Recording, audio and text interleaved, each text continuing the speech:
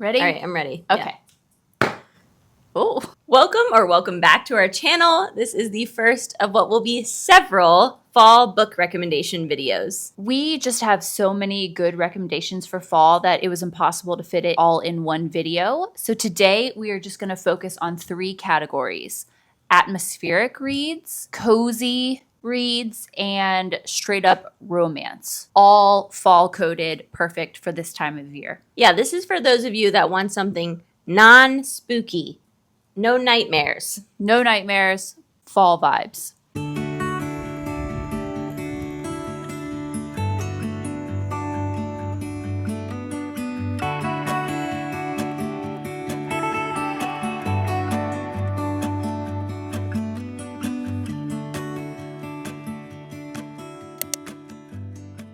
In order to celebrate the coming season, we have lit a fire. Unlike our fall TBR video that we put up a couple weeks ago, these are all books that we have already read and can safely recommend. Okay, so I think that we should get started with the atmospheric reads. Makes sense. Yeah. These are the reads that just put you in that fall mindset. And our first rec is The Night Circus by Erin Morgenstern. This is my copy. It's a little bit beat up. I kind of like that. This is a story that takes place in a magical circus that appears overnight without warning, and it is positively dripping in magical fall atmosphere. You get dreamy descriptions of the fall night sky, crisp autumn air, moody cityscapes, all the things you could want. This is also a very romantic story, so you could argue that it could go in the next category, but ultimately, I think this book is more about vibes than it is the story. It loosely follows 2 magicians who have been raised from birth to be rivals, and eventually only one can survive. They carry out a duel through magical circus attractions, always trying to outdo the other one, but they also fall in love at the same time. This is a great one to read if you yourself are falling in love this autumn. I always think that. You always I just say that, feel yeah. like if you're falling in love, this book is gonna have you. It'll hit. Next on the list, it's got to be A Study in Drowning by Ava Reed. I read this last year, and it is no secret that it was not my absolute favorite book of all time, but I do think that I am the outlier. And I will say that if you're looking for atmosphere and vibes, this book is literally dripping in gothic environment. There's a crumbling manor, dark swirling seas, trickster fairies, and just a really good sense of not knowing what's real and what is. Dang it. What's real and what is? And a really good sense of like not really knowing what's real and what isn't. The main character, Effie, is an architecture student, and her favorite author of all time passes away, so she enters a competition to renovate his crumbling estate. When she gets there, though, things are not quite as they seem. She also meets another student who is there looking through the works of the author that passed away, and things progress. The romance wasn't as strong as I wanted it to be, but overall, this was still a very compelling read and definitely put me in the right mindset for this time of year. Next up is The One Dark Window duology by Rachel Gillig. This is available on Kindle Unlimited. It was a huge hit last year, and we get it. We do. It's a super unique story with strong gothic vibes about a girl who has a monster trapped in her head. She lives in a society where she has to hide this secret at all costs because magic is forbidden unless it's this one very specific system of magic that's almost entirely controlled by the ruling class. This magic system surrounds a deck of cards that give the user special abilities, but each one also comes with a cost. There's a spooky mist, enchanted dark forest, and plenty of romance. I will say Erin and I did not care for the main character and the main romance in these books, but there's a side romance that really takes off in the second book and makes it all worth it. And pretty much all the other characters, apart from the main character, were very likable. So good, yeah. And this is like such a unique story. It's really cool. And truly gothic. Yes. I have a slight obsession with the next book on our list. It's the Elements of Cadence series by Rebecca Ross. The first in this series is called A River Enchanted. The second one is A Fire Endless. I read this year and absolutely fell in love. It's a Scottish-inspired fantasy series set on a mystical island with meddling elemental spirits and rival clans. When young girls begin to go missing on the island of Cadence, a bard named Jack, who had been away on the mainland for the past 10 years, is asked to return to the island so that he can play music for the spirits to bring them forth so that they can ask the spirits what has happened to the girls. I love that they're like, oh, abductions. Call the bard. In this series, the bard is essentially the most powerful person on the island. That's so unique. It's so cool. Their music can control the spirits. I'm so and into change that. Things. This series is just so beautiful. It's so poetic and lyrical. Rebecca Ross is such an amazing writer, and it really shines through here. The Scottish landscape, reading about rolling hills and farmland and fires, and it's just such a beautiful series. It's perfect any time of year, but I think it would especially make sense in the fall. This one is a wild card, but I read this a few years ago in October, and I was so obsessed with it that I've been dying to have a reason to talk about it. It's called From Here to Eternity, Traveling the World to Find the Good Death by Caitlin Doughty. This is probably my favorite nonfiction book I've ever read. Caitlin Doughty is a mortician, and in this book, she goes on a global excursion to witness how other cultures care for their dead. It is absolutely fascinating. She goes to Japan, Mexico, Indonesia. I think she definitely goes to North Carolina as well. We douse them in cheer wine. Actually, it's fascinating. Okay, I won't get into it. Here in America, death is such a taboo subject. We don't talk about it. And I had no idea how differently the entire concept is regarded in other cultures. I just found it really, really interesting. But it's not scary. It's not scary. It's literally informative and fascinating. Yeah.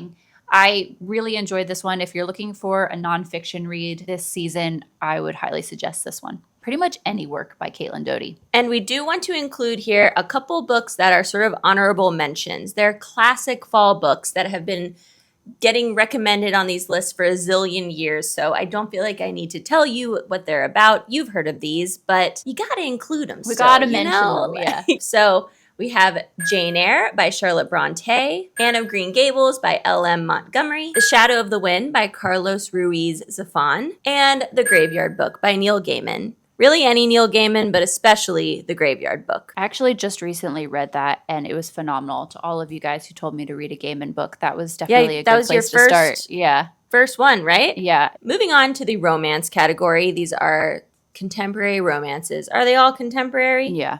Yeah. First we have You Again by Kate Goldbeck. That is such a fall cover, is it not? It really is. That's the epitome of a fall cover. So this book is a straight-up modern retelling of When Harry Met Sally. So if Meg Ryan walking through Manhattan wrapped in a sweater screams fall to you, this is your book. In this version, Ari and Josh are the romantic leads. They run into each other several times over the years and sort of move from being kind of antagonists to friends to eventually something more than that. It's cool because every time they see each other, they're at a different point in their lives, career and relationship wise. So you get to kind of see their backstory along the way. It's a very funny book and it is very raunchy. I don't even mean that it's very spicy, although it is spicy. It is medium level spicy. The TikTok girls would say I'm being a prude, but but even more than that, it's raunchy. We have a sex positive, bisexual, poly main female lead. So I think she's very unique in that way, and I think it kind of gives the story a little something different. The male lead is Adam Driver. You can tell. Yeah. So you're not really getting anything super unique there, but I know a lot of us are into the Adam Driver archetype. Yes. Next up is gotta be The Dead Romantics by Ashley Poston. I have kind of a love-hate relationship with Ashley Poston. I utterly adored The 7-Year Slip, but really did not like her most recent one, A Novel Love Story. This one, The Dead Romantics, is the first book of hers I actually ever read, and I really, really liked the premise of this book. I thought it was very original. The main character, Florence, is a ghostwriter for a wildly popular romance author, and she's having a bit of a hard time. Her boyfriend has dumped her. Her new editor is refusing to give her an extension on her book deadline. And then she finds out that her father has passed away. On top of all that, Florence can see ghosts, which is where this paranormal bit kind of comes into play and makes it really cute for the fall. Florence ends up going to her hometown to help plan her father's funeral. Oh, that's so sad. I think it's in South Carolina, but it's kind of in the mountains. So it's a very picturesque small town where her father ran a funeral parlor, which makes sense because he could also see ghosts. Oh, this is getting me. When she gets there, she sees a weirdly familiar ghost in the form of her annoying editor who won't give her an extension. It's just really cute. Florence ends up having to confront her past, her family dynamics, all while literally falling in love with a ghost. It's such a cute premise. I really liked where Ashley Poston took this book. I would highly recommend this one of hers. Time for one of my faves, The X-Hex by Erin Sterling. This book is witchy, and we plan on including witchy books in an upcoming roundup. But I personally feel that it's more rom-com than witchy overall, so I'm putting it here. This book is like a combo of Halloween Town, Sabrina the Teenage Witch, a little Hocus Pocus, all mixed together in one. Nice. All the best things of this time of year. Yeah. It's about Vivi, a young witch who has been dating this guy Reese until one night he tells her, "Oops, sorry, by the way, I'm actually betrothed." She's pissed, she storms out, and later that night, she gets together with her BFF, who also happens to be a witch and also happens to be her cousin, and the two of them cast a playful hex on her ex. Who hasn't hexed an ex? Right. They don't think it's going to actually work. It's just supposed to be like a made-up hex, but 9 years later, Reese shows back up in town, and he is seeming pretty hexed. He's cursed. Yeah. And unfortunately, the town seems to be suffering the curse along with him. So Vivi and Reese have to team up to save the town and hopefully repair their romance along the way. It's so cute. It's very romantic. He calls her Welsh nicknames. I mean, Ooh. It's hot. Yeah, very legend born. It is. Yeah. It's the same nickname. Oh, is it really? Yeah. Interesting. Next, we have The City Baker's Guide to Country Living. I just love this cute little cover with So all cute. of the apples on it. So full disclaimer, I'm actually currently in the middle of reading this. And I will say it's been an amazing palate cleanser. Having finished The God of the Woods, I just needed a cute little romance. But I'm far enough through that I can safely recommend this as literally the perfect fall romance read. This book is essentially a Hallmark movie. There's the big city pastry chef who has a little mishap and has to move to a quaint, idyllic Vermont small town and ends up as the baker of the Sugar Maple Inn, meets an apple farmer, and falls in love. I mean, literally. There's a little more to it than that. But it's got a ton of beautiful descriptions of the main character trapezing through the countryside. Trapezing? Yeah.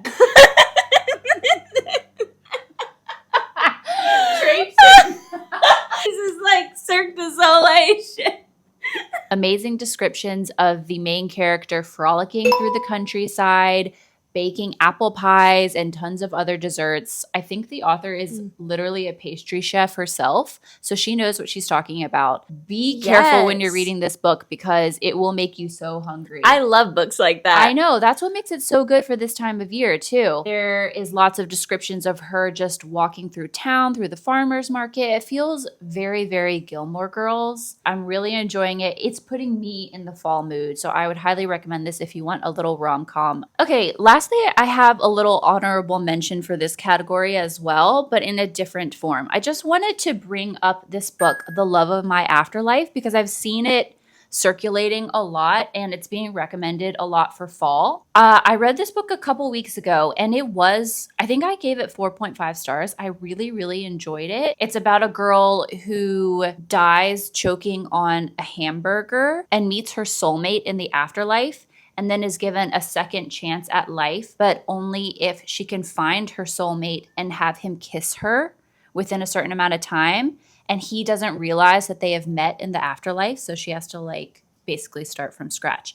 It's a very cute premise, but apart from it being paranormal, this book reads super summer. I just want to let you know. It is set in London in August. There's a lot of descriptions about how hot it is, how there's no air conditioning, etc. If you don't mind that, this is a great book. I think the paranormal element gives it a touch of fall. Our last category of the day is cozy books. Cozy fantasy specifically. Cozy fantasy, you're right. Beginning with the quintessential cozy fantasy, Legends and Lattes by Travis Baldree. This is my special edition copy that Erin gifted me. If you aren't sure if you like cozy fantasy, start here. Read this one. If you don't like this, you're not going to like any cozy fantasy because this is the best. The best. It's written by a legendary audiobook narrator, and this is his first book he's written himself, and he performs the audiobook. So highly recommend the audiobook version if you can get your hands on that. This is a delightful story about Viv, a female orc who wants to retire from her life as a mercenary warrior, hang up her sword, and open the first coffee shop in the city of Thun. The stakes are low, the food and coffee descriptions are on point, and the story is heartwarming as hell. It's a perfect palate cleanser or book to cheer you up if you're feeling a little down. Yeah. There is a sapphic romance side plot, but it's very much a subplot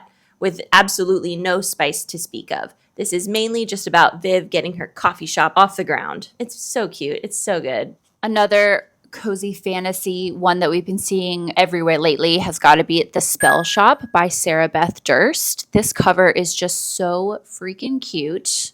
Highly recommend buying it for your bookshelf, if nothing else. So this is about Keela, who lives and works in the capital city's library. She's forced to evacuate when the revolution gets out of hand in the city and somebody sets the library on fire. She flees with as many spell books as she can carry and her companion assistant, who is a sentient spider plant. He can talk. He can walk. He's a plant. We don't know how. Okay, well, we'll discuss this in the next video. So Keela escapes to her childhood home, which is a remote island that hasn't really heard of the revolution yet. When she gets there, her childhood home is in tatters. She's going to have to completely remake her cottage. And she realizes that the island itself has really fallen on hard times. And what they really need is magic. Unfortunately, magic is forbidden. But Keela has brought all these spell books back with her, so she decides to open up a spell shop, fronted as a jam shop. I'm sure you can see where the plot is going here and maybe where the conflict would arise. But this is still a very, very cozy book. There's a lot of very cottagecore descriptions, unruly berry brambles, lots of making jam. Magical creatures. Lots of magical creatures. Romance, but it's more of a side plot. I wouldn't say that it's like at the forefront of this story, which I will say, if you look on Goodreads, it actually says it's a romantasy book. That's very far from the truth. This is a cozy fantasy story with a cute little romance on the side. Agreed. I wouldn't say that this is as good as Legends and Lattes, but if you love a cozy fantasy story and you're just looking for something really cute with very low stakes, this is definitely one to check out. Should we try to stoke it, or is it too far gone? I don't know. How can you tell? How do you know when it's too far gone? Can't Spell Treason Without Tea by Rebecca Thorne. Another cute book with splayed edges. I know, yeah. In this book, Reyna is a palace guard serving a ruthless, self-centered queen. She runs away with her super powerful mage girlfriend to open a tea shop. The girlfriend is like the most powerful mage in the world. So this is a big deal. They have to truly escape to get away from palace life, and the queen is not loving that. This is very similar to Legends and Lattes, but instead of having a smidge of sapphic romance, this has a solid sapphic romance. I think they're so cute together and charming. There's a lot of banter and flirting. I actually think they have a really healthy relationship. which I thought was a nice That feels change. cozy. Yeah, it adds to the coziness. There is an adventure plot, but again, the stakes are pretty low, and overall, the feeling is just cozy, chill vibes.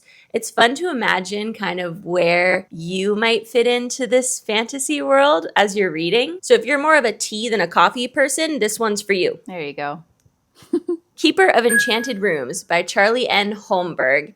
This one is so cute. The main character, Merritt Fernsby, is a writer who is struggling to make rent and keep things going when, out of the blue, he inherits a beautiful old home on an island. He's been estranged from his family for years, so he's shocked when he finds out he's inherited this house, but hey, free house. Yeah. So he's psyched. But when he gets to the island, it turns out the house is haunted, and it traps him inside and refuses to let him leave.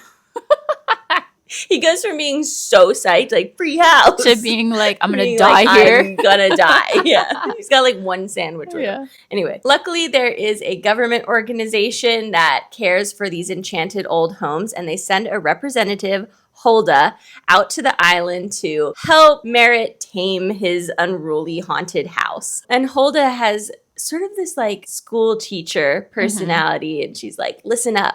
Yeah. Let my friend go. I love that. The Hulda and Merritt develop a very sweet romance. How many times am I going to say sweet? I say sweet 17 times every time I talk about this book. As they're falling for each other, they have to defend the home from some outside forces, and it just brings them closer together. And he's a writer, and they're all cozy in the house. There's lots of day-to-day operations of the home going on, exploring the island, fixing things up. It's very cozy. Okay, now we have Shady Hollow by Juno Black. The town of Shady Hollow is a place where woodland creatures live in harmony. There is an author's note at the beginning that basically tells the reader to suspend their disbelief when you see a moose talking to eye with like a mouse and stuff like that. That's and so like cute. it's kind of funny, but I will say that it sort of messed me up because then in the whole book, I just kept thinking like Picturing it. Yeah, I'd be like, but do they drive? Does the fox walk on two legs like Robin Hood? Or is she on all four legs? It really was distracting. But in a very cute way, you know? Like I did enjoy it. I found it like a very cute part of the story. Anyway, this is a murder mystery. The main character is the town, but loosely it follows the reporter, Vera Vixen, who is indeed a fox, as she tries to figure out who killed the grumpy toad. Oh my God, it's so cute. I can't stop giggling. It's really funny. And then, of course, things sort of escalate from there. Other people end up getting harmed, and the whole town is definitely suspect. It really reminded me of Louise Penny's Inspector Gamache series, but with animal characters and even more cozy than that series. This is such a cute book. I would definitely recommend it for the fall. So, Tress of the Emerald Sea by Brandon Sanderson. I'm a huge Brandon Sanderson fan, and this book is a little bit breaking the mold for him, but I think he pulls it off beautifully, and it's definitely cozy. Unlike his other works, which are mostly epic fantasy, this one is a cozy, more low-stakes fantasy. It's based on sort of a role reversal of The Princess Bride, where the princess has to go on a quest to save her prince. In true Sanderson fashion, there's a very specific and unique magic system going on with the seas of the planet Tress lives on. And Tress herself is delightful. She's just an ordinary girl who loves her family and collects cups, but then she has to go on this magical quest and get it done. But cozily. But in a cozy way. There's pirates, a dragon, a sorceress, all kinds of classic fantasy tropes. And it's narrated by Hoyd. So if you are a Cosmere person, you know who that is. And that makes it extra appealing. But if you're not a Cosmere person, I think this is a great book to introduce you to the Cosmere. Or it can also serve as an excellent palate cleanser between other Cosmere novels. Okay, and that wraps up all of our recommendations for atmospheric, romantic, and cozy fall reads that you should definitely check out now, because it's fall now. Now. Just in time, too, because it's getting kind of cold now, and our fire has completely died. We're not very good at this. No, we've literally only been sitting here for less than an hour and it The fire's has conked out. died. So If you liked this video, please give it a thumbs up and leave your recs in the comments for your own fall reads that we should check out. And please subscribe if you haven't already. yes, we'll do the rest of our fall recommendations in another video. But until then, we'll see you later. Recommendations in another video. But until then, we'll see you later. Bye. Oh, see you soon.